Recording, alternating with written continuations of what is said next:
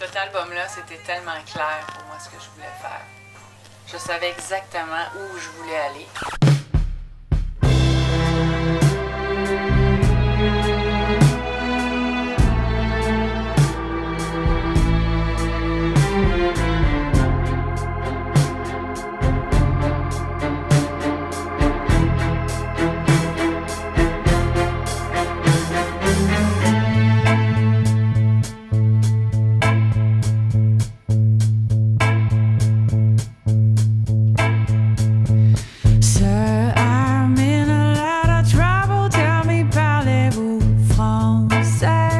Moi, j'ai grandi à Montréal.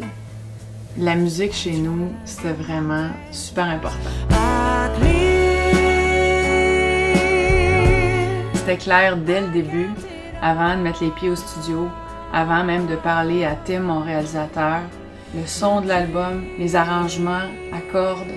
Je voulais un drummer, basse, piano seulement, qui joue très simplement. C'est un style tellement défini pour moi qu'il me restait juste à trouver les bonnes personnes pour qu'ils viennent m'aider à accomplir ce rêve-là.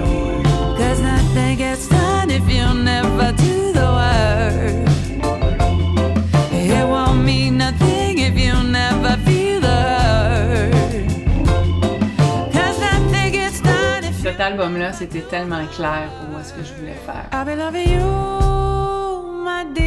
On a enregistré tout le monde ensemble, en même temps. Et puis il y a vraiment un feeling avec ça. C'est à chaque fois qu'on rejoue la chanson, c'est jamais pareil. Il y a toujours des petites nuances, des petites choses, puis on décide de choisir. OK, on prend take 3, puis il n'y a pas de... On coupe pas rien là-dedans, il n'y a pas de rapiessage, c'est ça. Donc de trouver les musiciens qui peuvent jouer comme ça, puis qui peuvent donner tout ce qu'ils ont dans chacune des takes, c'était super important.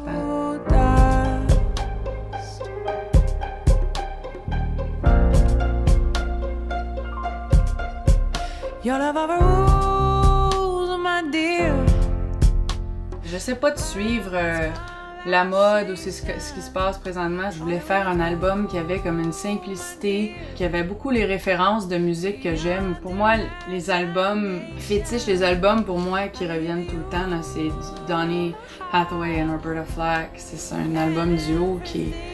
Je reviens toujours là, je reviens toujours à quelqu'un comme Bill Withers, surtout l'album Live in Carnegie Hall. Pour moi, c'est...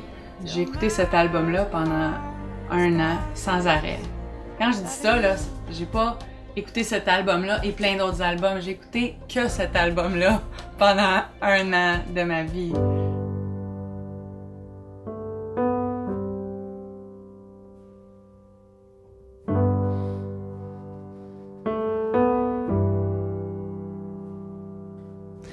I can't carry you. Les chansons qui m'accrochent, c'est souvent des chansons qui ont pas une très grosse instrumentation, en fait. Souvent, tu sais, la petite dernière chanson à la fin de l'album où c'est juste piano-voix, là. C'est souvent ça, la chanson qui me touche, puis je me rends compte que c'est ce que j'écris. C'est ça qui sort parce que c'est ça qui me touche le plus. My heart will be in it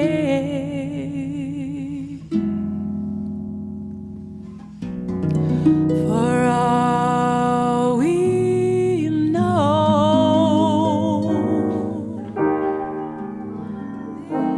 Alors attends, c'est encore moi qui dois faire le pick-up. Excuse-moi, je fais une erreur.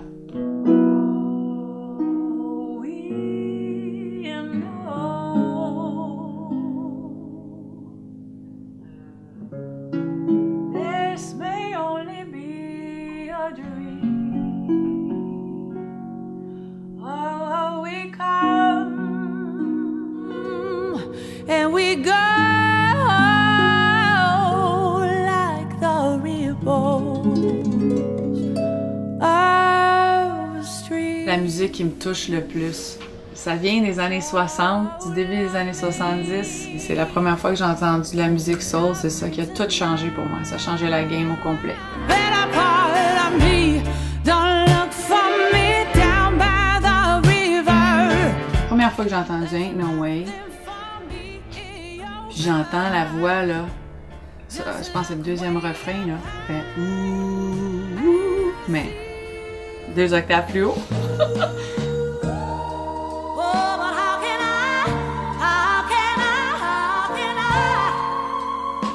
Ça m'a comme, tu sais, t'arrêtes, tu fais, mais qu'est-ce qu'elle vient de faire? C'est des moments que t'oublies pas. Je pense que c'est juste la musique qui peut faire ça. J'écoute l'album que je viens de faire, Counting Dreams, puis c'est sûr qu'il y a une influence de tous ces artistes-là qui est vraiment présente dans cet album-là.